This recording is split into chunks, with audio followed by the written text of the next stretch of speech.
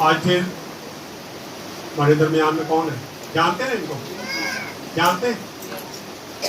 मुफ्ती सैयद आशिक सैद साहब हमारे दरमियान में हैं। मैं चाहता हूँ चंद मिनटों के लिए हम इनको वक्त देंगे कि वो भी कुछ हमें बताएं, क्योंकि मुस्लिम इत्तेहाद इसी का नाम है कि हम कुछ सीखें और कुछ सिखाएं। आए इनसे सीखते क्या ये बताना चाहते हैं। जी हाँ जी, आप क्लैपिंग करें।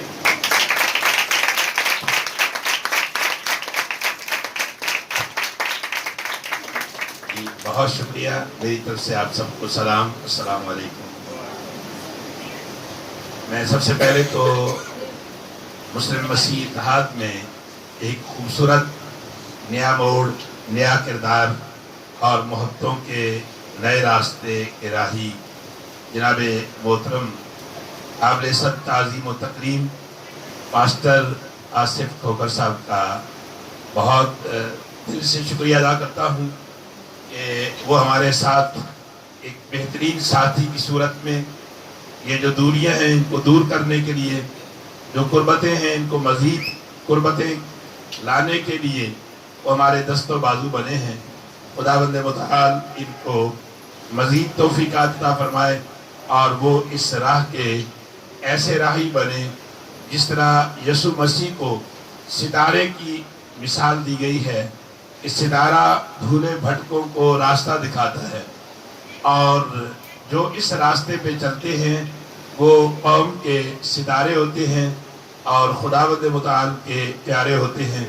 मैं इनका तहे दिल से शुक्रिया अदा करता हूँ और दुख्तराने यसु मसीह और फर्जंदान मसीह से मैं अर्ज़ करूँ कि कोई मज़हब भी दूरियां नहीं सिखाता।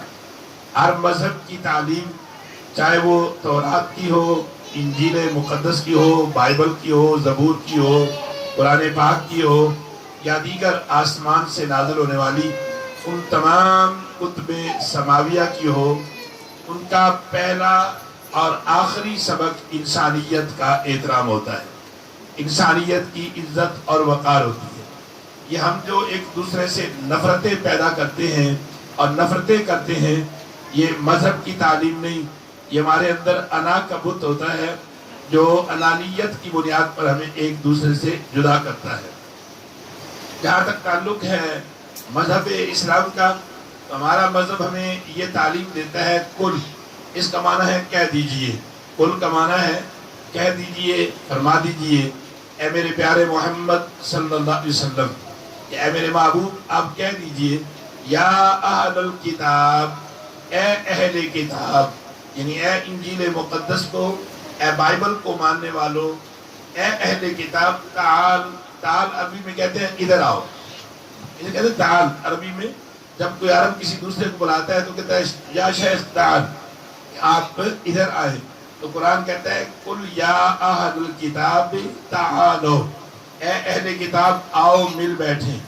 और कहा कि कुल या अहल किताब तालो इला कलिमतिन सवाइन बैनना व बैनकुम, आइए हम मिल बैठे और उन मुश्तरकात को, मुश्तरकात कहते हैं इत्तेफाकात को, यानी जिस पर आप भी मुत्तफिक हो मैं भी मुत्तफिक हूँ, उसे कहते हैं मुश्तरकात अरबी में, और उर्दू में उसको कहते हैं मुश्तरकात।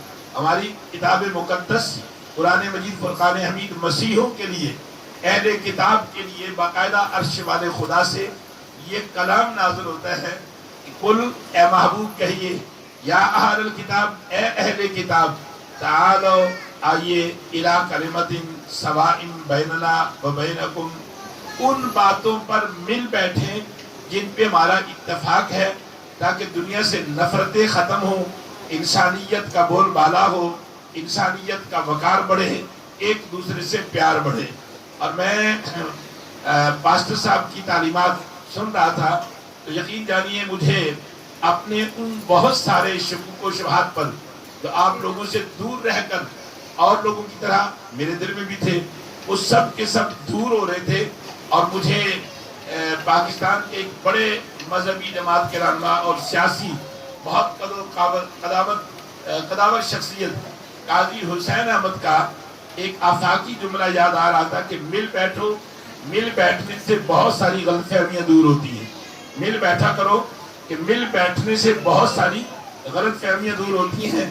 آپ کے دلوں میں مسلمانوں کے متعلق بہت ساری غلط فہمیاں ہوں گی اور مسلمانوں کے دلوں میں آپ کے متعلق بہت ساری غلط فہمیاں ہیں. مگر جب ہم مل بیٹھتے ہیں تو پتہ چلتا ہے کہ وہ غلط فہمیاں ہی تھیں. ہم بہت سارے معاملات میں ایک دوسرے کے قریب ہیں.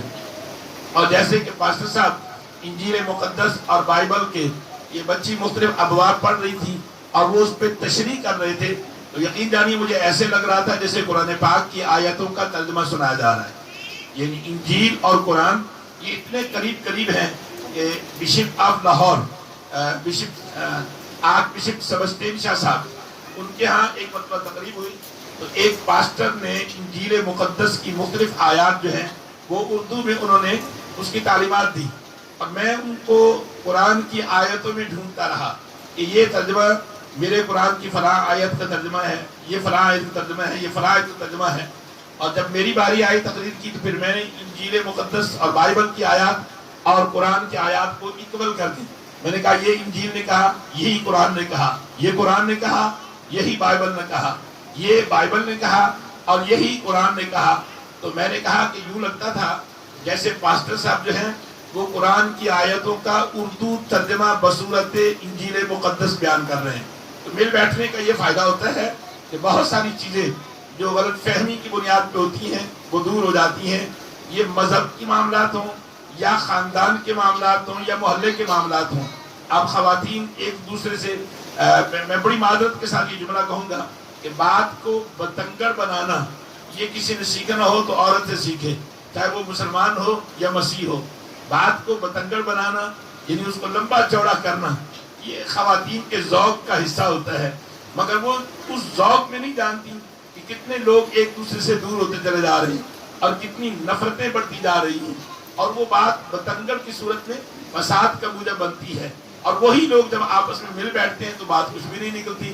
جب بات کچھ بھی نہیں نکلتی تو پھر وہ بات کا بتنگڑ بنانے والی خاتون ہو یا مرد ہو شرمندگی کے سوا اس کے ہاتھ کچھ نہیں آتا.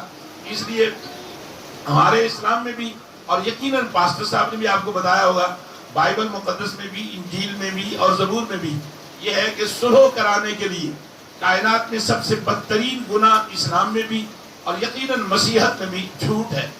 جھوٹ بدترین گناہ ہے جو نیکیوں کو اس طرح کھا جاتا ہے جس طرح لکڑی کو دیمک کھا جاتی ہے اور اس طرح کھا جاتا ہے جس طرح لکڑی کو آگ کھا جاتی ہے. جھوٹ یہ انسان کے وقار کو, اس کی شخصیت کو, اس کے اعتبار کو اور اس کے باہمی اعتماد کو, کتنی گہری دوستی کیوں نہ ہو, اگر اس میں جھوٹ حائل ہو جائے تو ایک نہ ایک دن چوک چوراہے میں ہنڈیا کی طرح ٹوٹ جاتی ہے. اور اگر سچ ہو وہ سچ پائیدار ہوتا ہے اور ہمیشہ انسان کے عزت و وقار میں اضافہ کرتا ہے. میں بات کر رہا تھا کہ اتنا بدترین پاسٹر صاحب عمل جھوٹ ہے, چاہے وہ کسی مذہب میں بھی اس کی مذمت ہے, اس کی ترغیب اور تعلیم نہیں. مگر ہمارے اسلام میں ایک مقام پر جھوٹ کو قابل معافی جرم کہا گیا. ایک موقع ایسا آتا ہے جہاں جھوٹ کو قابل معافی جرم کہا گیا ہے اور وہ کیا ہے, وہ ہے باہم صلح کرانے کی. وہ جھوٹ جو صلح کرائے وہ اس سچ سے 1000 درجے بہتر ہے جس سچ سے جھگڑا اور فساد پیدا ہوتا ہو. فار ایگزامپل آپ کی کسی سے شکرتی ہے, ناراضگی ہے, جھگڑا ہے, بیچ میں ایک خاتون پڑ گئی, اس نے کہا نہیں عہدے تیری بڑی تعریف کر دی ہے, حالانکہ وہ گالیاں دے رہی تھی مگر وہ اس کو آگر کہتی ہے, وہ تو کہتی ہے تو بڑی چنگی ہے, بس ہمیں لوگ تیرے بارے اے کہہ دیں. اچھا ادھر سے سنا اس نے بھی اس کو مندہ بھلا کہا, اس کو جا کر کہا نہیں تو اس کے متعلق غلط سوچتی ہے, وہ تو مجھے تیرے بارے میں اتنا اچھا تاثر دے رہی تھی, وہ کہہ رہی تھی اس پوری کرسچن کالونی میں اس جیسی نیک اور سچی اور پارسا عورت ہی کو نہیں. یہ ہے جھوٹ دونوں طرف سے, اس کا اس کے ساتھ, اس کا اس کے ساتھ. مگر اس میں ہو کیا رہا ہے, دو دلوں کی دوری جو ہے وہ ختم ہو رہی ہے اس جھوٹ سے. اور اگر وہ کہے نہیں وہ تو تینوں بڑی ہی گالیاں دے دی ہے اور ادھر جا کے آہو وہ تو ساتھ تینوں برا کہہ دیے, اب کیا ہوگا, وہ مزید نفرت ہوگی, دوری ہوگی. اور یہ ہے سچ, یہ اس کو برا کہہ رہی ہے, وہ اس کو برا کہہ رہی ہے سچ. اور وہ جو پیغام رساں عورت ہے جو ادھر کی پیغام رسانی ادھر کر رہی ہے اور ادھر کی پیغام رسانی सच की बुनियाद पर इधर कर रही है, नतीजा क्या निकल रहा है? फसाद बढ़ रहा है, झगड़ा बढ़ रहा है, दो खानदान, दो घर दूर हो रहे हैं। और कभी कभी ये सास और बहू के दरमियान अगर यही सच उगला जाए तो घर टूट जाते हैं, बच्चे लावारिस और बेवारिस हो जाते हैं। और अगर वहां ऐसा झूठ जो सुलह का बाइस बनता है वो उस सच से बेहतर है जो फसाद का बाइस बनता है। तो मैं समझता हूँ पास्टर साहब जो आपकी इस्लाह कर रहे थे, आपके अमाल की, आपके अहवाल की, यही तालीमात खुदाबंदी है, यही तालीमात खुदा की हैं, यही तालीमात ज़बूर की है, यही तालीमात इंजील मुक़द्दस की है, यही तालीमात बाइबल मुक़द्दस की है, यही तालीमात कुरान मजीद फुरक़ान हमीद की है। तालो इला कलिमतिन सवाइन बैनना। मैं समझता हूँ वो मजहब ही नहीं जिसमें इंसानियत की ताज़ीम की तालीम है। इंसानियत की ताज़ीम क्या है? हमारे इस्लाम की हिकायात में लिखा है कि औरत सर से लेकर पांव तक गुनाहों में लिथी हुई थी, न जाने कितने लोगों को वो शिकार कर चुकी थी। और वो कोई ये इलेक्ट्रिक दौर नहीं था, आज से कई हजार साल पहले, आज से कई हजार साल पहले दो वक्त लोगों के लिए वारदात करने के बेहतरीन होते थे। रात को रात है और दिन को शिकल दोपहर। मौसम गर्मा में हर कोई गर्मी से बचने के लिए वो अपने मकान के अंदर छुप जाते थे कि गर्मी टूटेगी तो फिर अपने काम काज को बाहर निकलेंगे। वो औरत इस वक्त में अपना गुनाह का शिकार करने के लिए किसी शिकार की तलाश में निकलती। ऐसे ही मैं इशारातन बात कर रहा हूँ क्योंकि आप खवातीन बैठी हैं और इसको मैं वाज़ेह लफ्ज़ों में नहीं कह सकता, मगर आज सोशल मीडिया का दौर है, मोबाइल ने बहुत सारे लोगों को बहुत कुछ वक्त से पहले सिखा दिया है। मोबाइल में, सोशल मीडिया ने बच्चों को बहुत कुछ से पहले सिखा दिया है। अब वो खातून शिकार के लिए निकली, शिकल दोपहर है, तन्हाई है, मैं अपना शिकार करूं। और लामाना शिकार उसने किसी मर्द को करना था। रास्ते में उसने देखा एक कुत्ता शिद्दत प्यास से एक खाई पे झाइयां ले रहा है। झाई का मतलब होता है आगे बढ़ता है फिर पीछे पलट आते हैं। पानी गहरा है, वहां तक अप्रोच नहीं, पीछे हटता है तो प्यास नहीं जाने देती, आगे बढ़ता है तो मौत नहीं बढ़ने देती। वो औरत जो गुनाह की तलाश में निकली थी, न जाने कितने मर्दों को जहन्नम का ईंधन बना चुकी थी, उससे उस कुत्ते पर रहम आया, उस कुत्ते पे तरस आ गया, रहम आया कि ये खुदा का जी है, ये शिद्दत प्यास से हलकान हो रहा है और मैं गुनाह की तलाश में जा रही हूँ, चलो वो देखा जाएगा, पहले इसकी प्यास बुझाती। अब वो इतना जदीद दौर नहीं था कि लिबर्टी चले जाए तो यकीन जानिए मैं वहाँ करीब खतीब हूँ, मेरी मस्जिद और मदरसा वहाँ है। और ये ऐसा दौर आया है कि लिबास पहने भी औरतें लिबास बेलिबास लगती हैं। मगर उस दौर में आप देखिए, पुरानी फिल्में देखें ना जी भाभी जी, पुरानी फिल्मों में आप देखें रकासाएं रक्स करती हैं तब भी साथ नकाब होता है, ताकि ऊपर दुपट्टा होता है। ये पाकिस्तान के अंदर आज से 50 साल पहले पुरानी फिल्में आप जितनी देखें, जितनी रकासाएं, चाहे वो नगमा हो, चाहे वो शबनम हो, चाहे वो फिरदौस हो, उनको जब रक्स करती हैं तो उनके सर पे दुपट्टा होता है, दुपट्टा नहीं उतरता। और आज बड़े बड़े शुरफा की बच्चियां जो हैं वो दुपट्टे घर रख कर निकलना अपना फख्र महसूस करती हैं, चाहे वो मौलवियों की हों, पीरों की हों, पादरियों की। हमारे पादरी साहब की आम पादरी में बात कर रहा हूँ। तो वो दौर था कि वो फाहिशा जरूर थी मगर इंसान थी। उसे रहम आया उस कुत्ते पर, उसने जूती, इसे पंजाबी कहते हैं बंद पग जूती, जिसका पाँव आगे से ना बंद हो चमड़ा, वो उसने जूती पहनी हुई थी और कोई चीज नहीं थी। उसने अपना दुपट्टा उतारा और जूती की जो बैग है ना जी, उससे दुपट्टे के साथ बांधा और उस खाई के अंदर यूं उसने जूती लटकाई और उससे पानी निकाला और उस प्यासे कुत्ते की के मुंह में डाला, उसकी प्यास बुझाई। अब न उसने इंजील पढ़ी, न तौरात पढ़ी, न ज़बूर पढ़ी, न कुरान पढ़ा, न नमाज पढ़ी, न इबादत की। वो गुनाह की मुतलाशी थी, वो गुनाह की मुतलाशी थी और गुनाह करने शिकार पे जा रही थी। रास्ते में कुत्ता प्यासा मिला, उसने फिर जूती एक निकाली पानी की, फिर उसके मुंह में पानी डाला, फिर पानी डाला। जब कुत्ते की प्यास बुझ गई और वो औरत आगे बढ़ी, कुत्ते ने अपना मुंह उठाकर अपने खुदा से हम कलामी की, ऐ अल्लाह, इसने मेरे पे रहम किया है, तू खुदा है, तू रहीम है, इस पे रहम कर। बस उस औरत को सर दर्द उठा और वो दर्द इतना शदीद हुआ کہ پیارے بچوں آج اسے سائنس برین ہیمریج کہتی ہے، اس زمانے میں صاحب لوگ کہتے تھے سر سام ہو گیا، سر شام ہو گیا، یعنی سر سم ہو گیا، سن ہو گیا. اور آج سائنس کہتی ہے کہ خون کی سرکولیشن ختم ہوئی تو برین ہیمریج ہوگی. اس عورت کو برین ہیمریج ہوئی، وہ مر گئی. اور وقت کے پیغمبر نے اس گنہگار عورت کو جو سر سے لے کر پاؤں تک گناہوں میں لتھڑی ہوئی تھی، نہ جانے کتنے مردوں کو وہ گناہوں کا گندگی میں ڈال چکی تھی، پیغمبر نے رات کو دیکھا وہ جنت کی سیر کر رہی. اور پھر کیا یا رب العالمین یہ عورت بھی جنت میں؟ تو جواب آیا کہ اس نے انسان ہو کر میری مخلوق کتے پہ رحم کیا ہے، میں خدا ہو کر اس پہ رحم نہ کرتا تو کون رحم کرتا. تو کہنے کا مطلب یہ ہے کہ وہ خدا تو اتنا مہربان ہے کہ اگر کتے کو بھی کوئی رحم کر کے پانی پلاتا ہے تو اس کے گناہوں کا انبار ہو تو پانی پلاتے ہی اس کے گناہوں کی معافی ہو جاتی ہے. اور انسان اگر انسان کے کام آئے تو اس کا درجہ کتنا بلند ہو. انسان اگر مذہب کو پیش نظر رکھ کر اپنے دنوں سیلاب آیا، اس سیلاب کے اندر سندھ میں یہ شرمناک خبریں بھی آئیں، یہ شرمناک خبریں بھی آئیں کہ انہوں نے کہا گیا کہ تم مسیح ہو، یہ راشن مسیحوں کے لیے نہیں. پھر اس سے آگے نکلے تو ہمارے مسلمانوں میں 4 فرقے ہیں، دیوبندی ہیں، بریلوی ہیں، اہل حدیث ہیں، شیعہ ہیں. جیسے آپ کے ہاں کیتھولک ہیں، پروٹسٹنٹ ہیں، اور بھی بہت سارے فرقے ہیں. ایسے ہم مسلمانوں میں بھی ہیں. پھر وہ فرقوں میں تقسیم آ گئی. اچھا تم وہابی ہو، نہیں یہ راشن سنیوں کے لیے ہے. اچھا میں وہابی ہوں، یہ راشن وہابیوں کے لیے ہے، سنیوں کے لیے نہیں. یہ سارے جو اعمال ہیں یہ ہماری وہ گمراہی ہے، ضلالت ہے، جہالت ہے. اور کوئی شریعت اس کا درس نہیں دیتی. شریعت یہ درس دیتی ہے کہ اگر کتے کو بھی آپ پانی پلاتے ہیں تو اللہ آپ کے گناہ معاف کر دیتا ہے.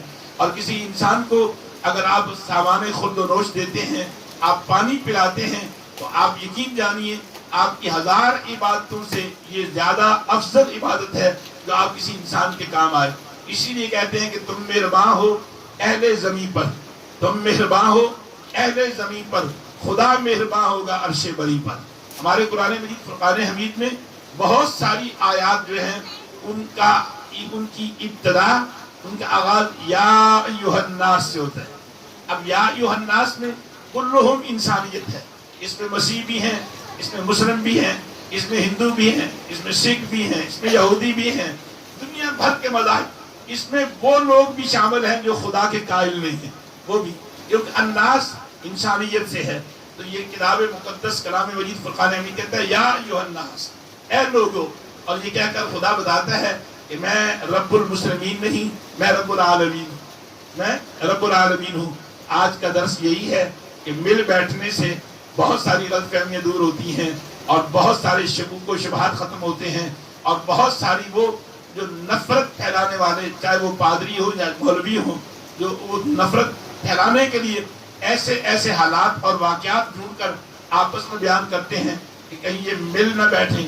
اگر یہ مل بیٹھے تو پھر دکانداری کیسے چلے گی؟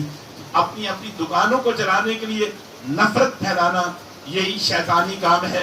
اور آپس میں ملانے کی آیات ڈھونڈنا، واقعات ڈھونڈنا، حالات ڈھونڈنا، انہیں بیان کرنا، یہی رحمانی صفت ہے. اسی میں خدا راضی ہوتا ہے، اسی میں اللہ تبارک و تعالی اپنے بندوں کی گناہ معاف کرتا ہے. میں پادری صاحب کا شکریہ ادا کرتا ہوں کہ مسلمانوں اور مسیحوں کو بام مل بٹھانے کے لیے انہوں نے جو تحریک شروع کی ہے، خداوند متعال اس تحریک کو کامیابی دے، اور یوں ہی ہم ایک دوسرے کو دیکھ کر مسکراتے رہیں اور خوشیاں بانٹتے رہیں اور نفرتوں سے دور رہیں. خدا آپ کا حامی و ناصر ہو.